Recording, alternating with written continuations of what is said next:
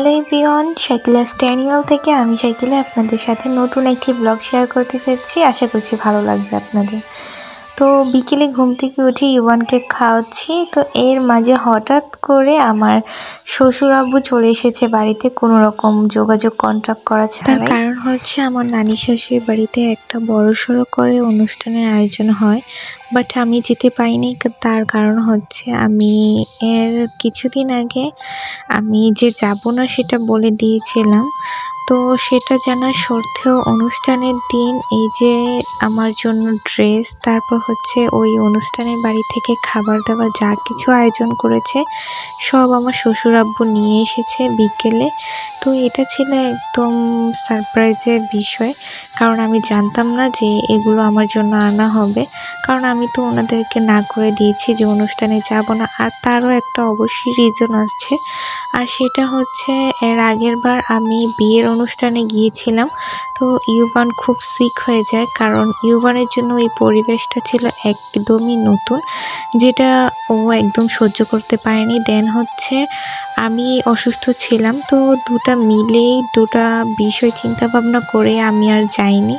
তো এখানে কিন্তু আমার জন্য গরুর মাংস পাঠিয়েছে, রোস্ট, দেন হচ্ছে এই যে ডিম, তারপর হচ্ছে পোলাও ভাত, এরপর হচ্ছে দই। আর প্রথমে তো দেখতেই পেলেন আমার ছেলে খুবই মহা খুশি। তার কারণ হচ্ছে ওর দাদু ওর জন্য অনুষ্ঠানের বাড়ি থেকে 5টার মতো 7 আপ নিয়ে এসেছে আর কি।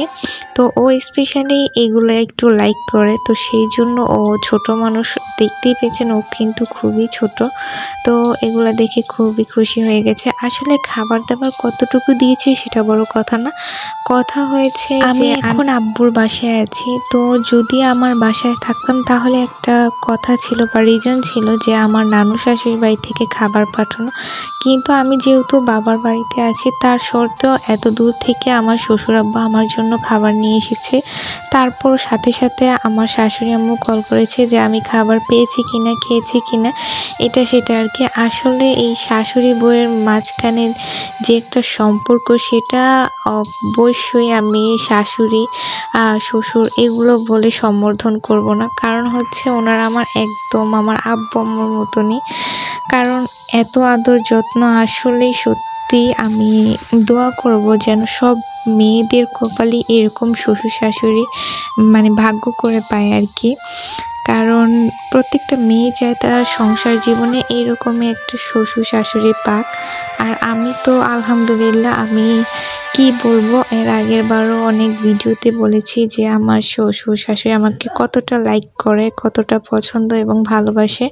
তো ওনারা আমি যাব না বলে তো ওনাদের খাবার নাকি গলা থেকে নামছে না, আমি একটু খেলেই ওনাদের তৃপ্তি হয়।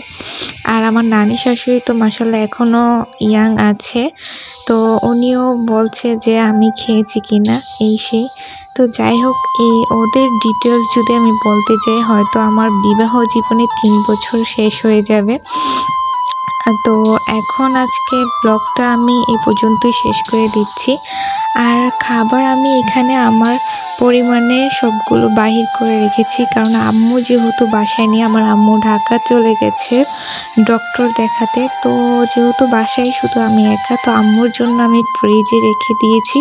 আর আমার পরিমাণে আমি খাবারগুলো হালকা হালকা গরম করে নিয়েছি আর আপনাদের সাথে শেয়ার করলাম।